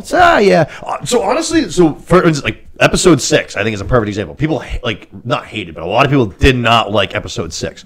To me, I thought that was. I liked episode 6 until I saw that there were fucking 2 episodes after that. Yeah, and I was like, what? Yeah. What are you talking about? Yeah. So you like a bunch of people? First of all, were pissed about like the cameos, which I don't care. To me, I don't care. I didn't give a shit at all. Yeah. You know what did help? Jack Black's fucking hilarious. Anything, you know what I mean? And anything. People were mad about it was like Lizzo and shit, and I was like, cares? If Lizzo wasn't feeding Baby Yoda and Baby Yoda wasn't like putting her cornhole shots in, I was like, I might not like it, but the fact that cute motherfucker is doing cute he did shit 2 front flips to like go in her lap. I'm fucking kind of cool with it. You know what I'm saying? That was fine, but that's like I'm saying that's a filler episode in last season. I liked that one. I actually like that whole thing. I liked. I thought Christopher Lloyd. I love fucking Back to the Future. One of my favorites. Shout out Doc Brown. He ended up being like the bad guy in episode 6, which I thought that was fine. Very cool. But like the whole little, it was a little investigation detective episode. Yeah, it went from here to the bar. They found out that all the droids not drank, but had the one same whatever fucking programming kind of thing. Yeah, and they tracked that shit down, and then this. That, it's just been more about like Bo-Katan's like progression and stuff. I don't. A lot of Bo-Katan. It doesn't big time. Bo-Katan. Doesn't move the needle for me. Yeah. Actually, fucking Mando got actually Game of Thronesy kind of swore himself to like her cause. Yeah, right. That was interesting to me. Yeah, I mean, I like that we brought back the other ones too. Like from like her crew. What they're called? Is it the Night Owls or something like that? Or is that? Yeah, it's something owls. I know that because they do bring it up. Yeah. Yeah. That was a cool scene too. That fight scene was very cool. I like seeing it's cool that they're back. A lot of jetpacking. They know how to. Those guys know how to use jetpacks. Yeah. Sometimes they show these guys and it looks like, dude, you just get that thing flying around. They were vets. They were fucking vets. But I loved a lot too. Fucking episode 5 I thought was pretty cool. I liked how they finally showed the Mandalorian like as a unit, fucking as they're like coming down this like so Grief Marg preparing that day gets taken by pirates. Yep. They end up saving the day. But to see them all together like in a unit moving like a fucking army, you know what I'm saying? Yeah, it had some really cool shots too, like the cool. space, like the shots in space too with the ships and everything. That looked awesome. Yeah. Yep. No, I thought there was some cool shit. A lot of Bo-Katan. You're right though. A lot of Bo-Katan. Too much Bo-Katan. A lot of Bo-Katan. Too much. They were able to finally reunite the clans, though. That was pretty fucking big. Like I said, episode 6, even with the cameos, I thought were pretty damn cool. Yeah, because you had the cameos and the fucking Ugnaughts, too. The Ugnaughts. That was awesome. I have spoken. Yeah. That was fucking great. He's like, I know how to talk to them, and all he does is just say, I have spoken. Yeah. The way Bo-Katan's like, he's kind of, he's already been playing second fiddle. Like, you know what I mean? Yeah. He's just chilling. He's like, he's trying to not even say anything, like letting her take care of it. And then as soon as... The secret is just to say, I have spoken after. Yeah. What was it? Fuck. He's like, I am Dinjarian, Mandalorian. Yeah. You will answer my questions. This is the way. Yeah. And they're like, all right. Yeah. Those people are cool though. I like that fucking guy. That guy from season 1, man. Shout out. Yeah, OG. Yeah, he was an OG. He was the fucking man. But I don't know. People were really, really harsh on episode 6. I know, like, we saw, shout out Bob Frazzetti. We saw him at dinner one night, and, like, as soon as I saw him, one of the things he said was, like, did you like Mandalorian episode 6? And I was like, yeah, actually. Like, I thought it was pretty fucking fun. Yeah. Again, shout out Doc Brown, and he was fucking he doesn't like the goofiness of it. Which I can totally understand. Yeah. Especially when, like I said, there's only 2 episodes left after that. That's true. That's what started aggravating me. I hear you, man. I hear you. Hey, can I just say shout out the Lynx? Shout out to Lynx. Shout out to Lynx. Shout out to the Lynx. I know he's watching. He always is watching. We got a shout out to for the first time in a grip, man. A guy I hadn't thought of in a while. It's Count Dooku. Shout out Doc. Yeah. But shout out fucking Count Dooku. Fucking. Yep. Was it the Separatist? Yeah, Separatist. Yep. I was like, damn. That was a name drop. Yeah. I did not think we were going to get. That's some good Easter eggs. Sure. You know what I'm saying? But I actually, like I said, I enjoyed episode 6. I actually rewatched it the other day because I watched that one before 7. So I was like, again, I liked it. I loved how at the end of it too, Lizzo fucking knighted Baby Yoda. That was great. Hell yeah, that's Sir Baby Yoda to you now. You got no idea what's going on. Yeah, that was fucking awesome. Which brought us to last week's penultimate episode, and that's actually we heard about right after Star Wars Celebrations, is because they showed the whole episode there, and people were fucking like hyped. People were saying that it was the best episode of the entire series so far. Slow down. Yeah, dude. I couldn't. I was so well because the rest of them are dog shit. Not dog shit, but the rest of them aren't that good. Yeah. Well, I mean, obviously, season 2 finale banger. You know, there's nothing that has come remotely close to season 2 finale. Not remotely close. Yeah, no, I'd have to agree. That's definitely the first episode that instantly comes to the forefront of my. Tell me, you see Luke Skywalker on the camera fucking screen, but like that's better than anything that has fucking come out with. They did it. It actually looked good. Yeah, right. It was a bold move trying to do that, and they actually pulled it off. Yeah, where it looked and they made it just like Vader was on the ship in A New Hope. Yeah, just like same thing. There's nothing that has happened that is remotely close to that. I agree. It was a good episode. Good episode. It was the best of the season, probably. Best episode of the series, bro. What are you talking about? Crazy. Slow your roll. I'm not even joking. I saw obviously that is a ridiculous thing to say. I heard say best thing since a new. Oh my god, dude! And I was just like, Jesus. What an irresponsible thing to say, dude. It's just straight up is just irresponsible fucking thing to say. Like, what are you talking about? That might be the title of this week's episode. An irresponsible thing to say. That is so stupid. I like that one. Like, we just can't moderate things. Like, it's got to be the best you've ever seen, or it's got to be the worst. Like, there's no in between at all. Yeah. Like, you can't just say it was good. Yeah, right. Oh, it was one of the best ones I've ever seen. What the fuck are you talking about? Yeah, no, I hear you, buddy. I'm with you. I expected more for sure.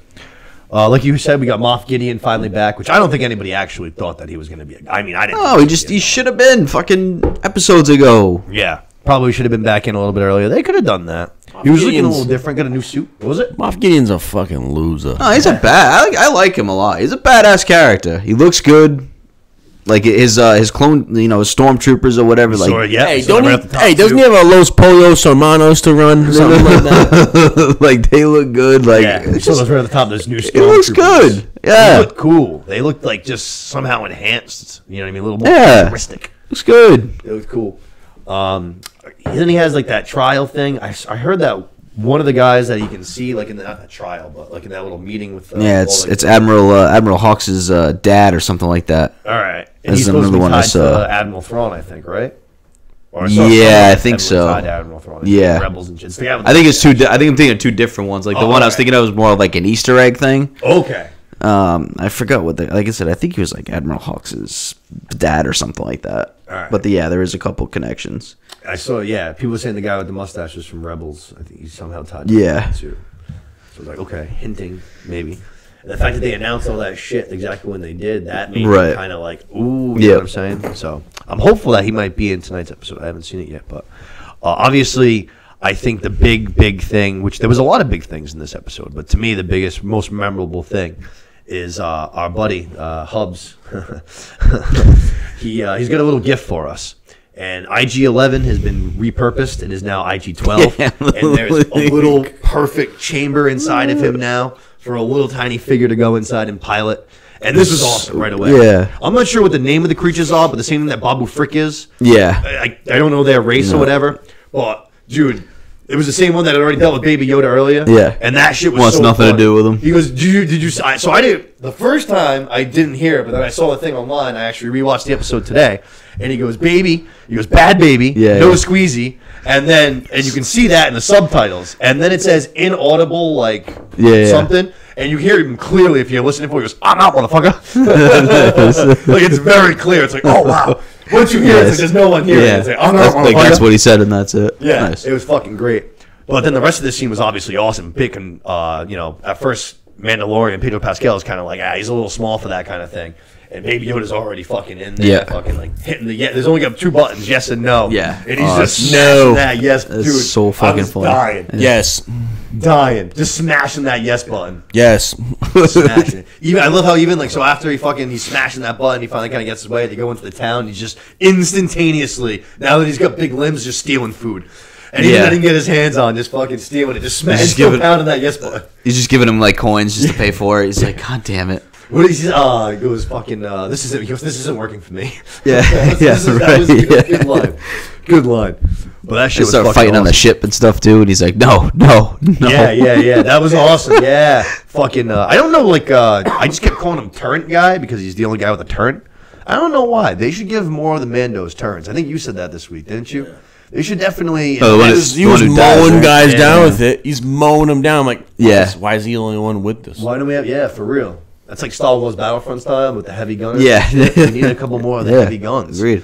But yeah, him and the leader that Bo-Katan defeated there for like basically commander rights. Him and the Turret guy get into it. That was a good fight scene too. Yeah. But that was funny how Baby Yoda just comes in. No. Yeah. No. Yeah. Wicked funny. That shit was cool. I also very much so we get to Mandalore, you know what I mean, in this episode. We have a whole crew with us. We're doing a little scouting party around the planet. And I swear to God, dude, at first I literally said like audibly, like out loud, I was like, is that they come across this thing like desert, and I'm like, is that a dragon? Yeah, It ends up being a pirate ship. Right. But it was cool. I thought it was a dragon too, actually, yeah. Did you? Yeah. And then once we saw the actual ship, it reminded me kind of like a Dune thing. You know what I mean? They didn't have those in Dune, but it reminded me it reminded me of something that could be in the same setting. Yeah. But it was pretty cool. Like fucking sailboat somehow. They kind of figured it out, so it's still moving. Yep. That shit was cool. Looks awesome. Yeah. Turns out that they were Mandalorian too, and they fucking somehow survived the bombings, basically. They've been there the whole time. Instantly, like, turned over to their side. And then we run into, I would think, probably the biggest, baddest beastie that we've ever seen on this at least this show. We've seen some big ones. Like that sandworm thing that we helped him with the Oliphant. Yeah, the old, the Alaskan bullworm. Yeah, the Alaskan bullworm. That's an Alaskan bullworm!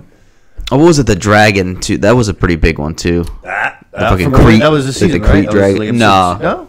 Honestly, it might have been from, like, Boba? Yeah, it might have been. I don't know. Yeah, it was, because they had all the, they had the Tusken Raiders helping them out, too. That's the only reason they went there, was to help out the Tusken Raiders. Oh, actually, is that what I was thinking of? Oh, yeah, that's the one with Oliphant, might be. wasn't it? Yeah, that's the one with Oliphant. Yeah. Yeah, no, that one was definitely big. I think this one was big. This thing was huge. massive. Yeah. It looked like a dinosaur, but just like oversized. Just ripped through the ship, too. Yeah. Yeah, it definitely killed like a shit ton of Mandalorians in the way. So I don't know, like the way I think it was all like natural, but I don't know how Moff Gideon's plan would have worked if that hadn't have happened. You know what I'm saying? Right. Yeah. So because that forced them underground, which instantly leads to the Moff Gideon ambush. Yep. Like he already knew they were on Mandalore, which allowed him to set the trap. But it's like if that thing Unless he knew that they randomly wake up. Yeah, he had to have known that they were gonna encounter that. Yeah, I think, somehow. you know. I think it was literally like buried in the rock and shit. Just kind of like woke up. I don't know. That shit was fucking cool though. And right away they knew like. Even though they have an army of Mando, they didn't even think about that shit for a second. They're like, we ain't fighting. Yeah, right. We don't stand a chance. Nope. We gotta get inside. Yep. And then, of course, the ambush comes, which the first ambush was just so, like, weird to me. I'm like, all of you guys have jetpacks. This is one of the things about this episode, actually, I didn't love. We have a whole bunch of Mandalorian who are badass fighters, and we all have jetpacks and shit. And we're all literally just standing here like it's the Civil War. Yeah, that's a good point. Like, just, like, muskets, you know what I mean? Just, like, standing here shooting at each other. Yeah. It's like, yo, like, fly this around. is Mando shit. Yeah. Y'all got missiles, fly around. Get in the air a little bit. Yeah, it's got to be harder to do a flying target. Right. I was like, oh, yeah. I was like, dude, what the fuck? So that I thought was a little, but still whatever. They kind of survived that first attack, and then they run into a second ambush, of course, which is where Mando gets fucking captured, which is probably we're going to, I imagine, start off this week. But Bo-Katan's able to, like, use our Darksaber, cut a little hole, because actually we didn't mention that. That was a big moment, too. Mando handled with the Darksaber. Yeah. But he did it. Obviously, we knew that it had to be, like, one kind of a thing. Right. And when he did it in front of her old crew, and they kind of were like, that's not exactly how this works. But then he explains how, technically, you know, I got defeated. She's the rightful heir to She beat that guy. Yeah. And so facto, it's hers. Right. So that's what kind of won them over to begin with. Yep. But yeah, like I said, she's got the Darksaber now. She's able to do the Jedi thing when they cut it, like just like Qui-Gon does. Yep. Phantom Menace. Yep. Cuts a hole in the door. And then they, you know, they're all able to get out except for Turret Guy. Turret Guy kind of stands behind. Very much get the impression that even though he's got Beskar, there was just going to be like too many bullets or something like that. But next thing you know, he takes out all the guys, and I'm like, oh, yeah, he was ripping through. What are we gonna? It was very cool. Like, even after his gun overheats, he just fucking starts smashing him with his hands. Throwing him over the like the walkway or whatever. Yeah. He was just fucking throwing them into each other, smashing bones. That guy was cool. And I was happy for a second. I was like, oh shit, we're gonna fucking make it. But next thing you know, man, fucking, what is it, Praetorians? Yeah, 3 of them. Yeah, those things were sick, too. They look cool. Yeah. They look fucking cool. Even, you know, again, not to, I just kind of, like, enjoy things. I'm never the one that, like, tries to be too technical with, like, shit, but, like, isn't that kind of the whole point of, like, Beskar? Is that it can, like, fuck that kind of shit? Like, is that the same thing as a lightsaber? Yeah, I would think so. I just think when there's 3 of them, that's what. They made quick It's work. too many of them. Yeah, they made quick work. Quick, yeah. But he went down fighting, man. Pulled that He little did. fucking little tiny shield, little tiny dagger. I'm like, bro. Yeah, I think the thing came up on his armor or something. Like, yeah, that was cool. Yeah, it did look cool. Yeah. We saw that too once. You know, that was in Boba Fett when he fought Mando. He tries to challenge Mando for the dark saber. That was in Boba Fett. Yep. But the other big thing, I guess, what they kind of take away from this episode was that the episode was titled "The Spies," which in itself is interesting because it's plural, which insinuates that it's multiple and more than one. And there's only, in my opinion, so many people that it realistically can be. And to me, it's really down to the armor, which I think is the leading one. If I had to put a bet on it, I would say that she's at like minus 150. And then the other thing, it would be Bo-Katan's old crew, the Owls or whatever you call them. That would be the only other real suspect to me in my It wouldn't be the survivors, you don't think? The ones that like were able to stay. Oh, the ones that survived the bombing. Yeah. That's kind of the ones that I thought. That's interesting. Okay, so my thought that it wouldn't be them is also, I think it's the end of episode. I think it's the end of episode 5, I believe, is when they come across the destroyed ship in space at the end of the episode. And remember the guy's like scanning the He does say that it's like, and there's remains. Right. So insinuating that it was Mandalorian related. Unless they did that as a thing, because doesn't Moff get? You know what I mean? Yeah. Those guys don't seem like they've been to space recently. It's kind of what I'm saying. Right. Yeah, that's true. Yeah, it's a good point. You know what I mean? Yep. Well, I don't hate that idea. They'd be the long shot on to me. I would think it would be. I would think it'd be her old crew. You think so? Yeah. So I probably they don't seem like they're on board. Yeah, plus with any of this. Yeah. Yeah, I don't. To me, the armor has always been sketchy, and to me, this whole season she's been very weird. The way that she I feel like she was so hard on Mando for taking his helmet off, and then she's been so easy on Boca in the opposite sense of basically take your helmet off. She's right away been vocalizing that she should be the one that unites the clans. I don't know. Yeah. To me, she's been a little sketchy. It seems I don't know. I don't like her, but I know that she also disappeared at the very perfect time this week. Obviously, right before all our attacks happened, she was able to. She was like, "I'm going to survive us out of here." Right. And then you know what I mean. Next thing you know, so that to me was weird. Yeah, she's sus. She is sus. Yeah, I'm definitely not sold on her. To me, I don't know. To me, that's the leader for me. I saw a couple of people online who were big about her, because she's got horns on her fucking helmet and shit like that. They were saying, "Fucking, who else has got horns in their helmets?" And I was just like, "What the fuck? What does all this mean?" You guys talking about Darth Maul kind of shit? I'm like, I don't know. Yeah, she's a Zabrak or whatever. Yeah. I was like, what are you guys? This is craziness. But I know a lot of people are saying that her helmet's going to come off eventually, and it's going to be like, oh shit, kind of a thing. Who knows? Wouldn't mind that. Yeah, I'm definitely I'm looking forward to checking out the finale tonight. But I definitely think this season's probably been the weakest of the 3. Yeah, hands down the weakest of the 3. Hands down the weakest of the 3. But again, I sound like I keep shitting on it. Right, I sound like I'm like shitting on the whole thing. Like it's not. It's just for Mandalorian standards. It's just like I said, the finale of season 2 was so fucking good. But then I did have my doubts on like where do we go from here? Yeah, and it's just. No, hasn't really done it for me. I didn't really want to see the uniting of the Mandalore. You know what I mean? I was more so I want to see. It might lead to what you want, though. Yeah, I just want to see Din Djarin and Grogu kind of progress in their storyline. Grogu this season, but I see them go out on adventures. Really hasn't progressed. No, he hasn't done it. I mean, let's say he hasn't done anything. Because, like I said, every time like fucking little shit's on screen, I fucking laugh. But for sure, he hasn't. Hasn't done anything. He was training with Luke and stuff just, not that long ago, and now it's kind of like we're kind of... No, he's just back to just being cute. He's back to being the, cute little guy. Yeah, for real. I do think that he's definitely picked up some Mandalorian tendencies, but those are, like, smaller, less, like, obvious. Actually, yeah. I guess even, like, saying, like, I think he's like, always watching. He's sitting on... fucking, oh my god, Bo-Katan's lap when she's flying and stuff. She's sitting on Mandalorian's lap when he's flying and stuff. So I do think there's like a chance that he ends up being some fucking nasty little pilot. You know what I'm saying? I can see that Could happen. be, yeah. But right away, he's obviously like rocking IG-12. You know what I mean? So that's piloting to a degree. They always find a way to like get that guy walking around somehow. That's like cool. You know what I mean? Whether it's his little ball thing or fucking Luke fucking force walking him or fucking him in IG. It's always something interesting. He's awesome. Finale fucking tonight. I've read a couple things online. People seem to be pretty pleased with it. Heard it's a lot of what you would expect though. Good guys defeat bad guys and stuff. I have to watch it tomorrow because of the fucking Bruins, but yeah. Yeah, how the Bruins looking right now? I don't know. No idea. I don't know. Any score? I believe it's 0-0. 0-0. See that? They were waiting for us. Yeah. 2 minutes left in the first. 2 minutes left in the first. All right. Do we have anything else for Mandalorian? Los, what do you think about this season, Los? What are your general? I've enjoyed it. This season? I don't know. I'm not a huge Star Wars guy to begin with, but one thing that sucked me in is the Mandalorian. I've enjoyed it. Yeah, I think Mando and Baby Yo is just top-notch quality combo. Yeah, I hear you. They've pretty much only been with Boca like this whole entire season, which that's unusual for them. Yeah, usually they have these passerby characters for an episode or two, but. I'd rather see. That's another thing. I'd rather see that. Or see the passerby character. Yeah, I wonder how long that's gonna. I know we mentioned earlier he swore allegiance to her and stuff, but I wonder if that's depends gonna what the payoff is. Yeah, she turns on him. Maybe. I was gonna say I don't know if he might have a little thing for it too. I know maybe crushing a little bit. Could. Yeah. Might be simping a little bit.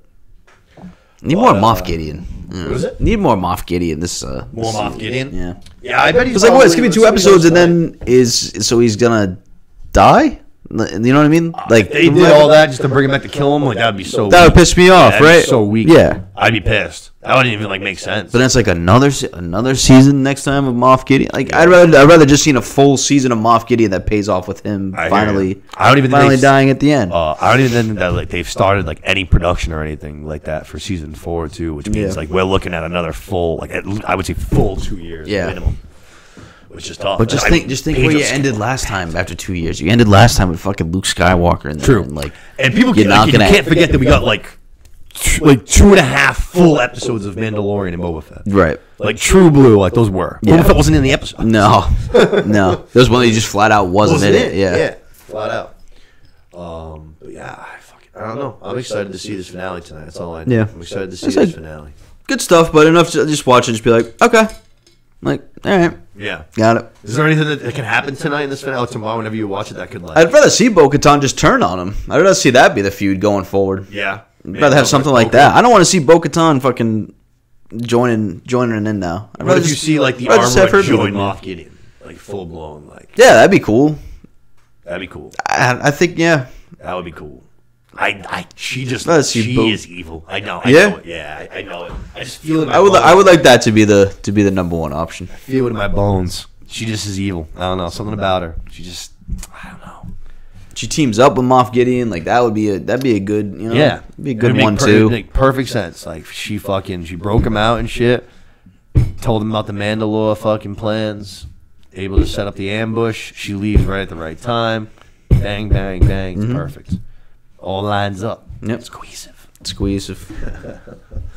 I think that's going to probably wrap it up for us here tonight, I believe, right? That's all I got. No? Yeah. Be good to catch up. Tough month. Me and Los usually at the movies all the time. I know you wanted to check out John Wick, which I fucking still need to watch John Wick fucking 3. I wanted to check out like Mario, but I don't know if I'm going to go to the theater. It's going to be probably out on digital soon. But it's been a tough, nothing jumping out. You know what I mean? Guardians is coming out just a couple weeks, and then after that we got the summer slate coming. Yep. Oppenheimer almost got moved, but thankfully that was just a rumor, so we still have the dual release of Oppenheimer and Barbie. That might be the first time in years that I go to the movies twice in a day. That might be that's a back-to-back. I might go Oppenheimer right into Barbie or vice versa. Yeah. What a 180 that is. Right, yeah, you got to switch mindsets going from one to the other, but yeah. And the week before that is Mission Impossible. That's fucking a lot of bangers. Excited, summertime is coming. A lot of blockbusters. But that's going to wrap it up for us here this evening, I believe.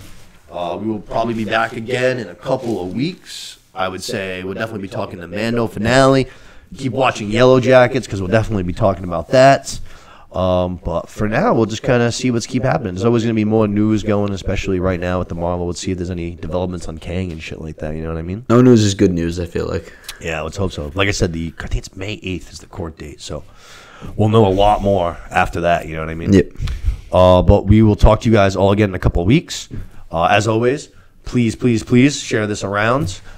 Give the channel a like, give the channel a subscribe. Smash that subscribe button, share it, like it, leave a comment, all that. Please, it helps. That's all I'm asking for you to do. Yeah, if you just know one person that likes to Just watch TV or watch movies, just say, hey, check this out.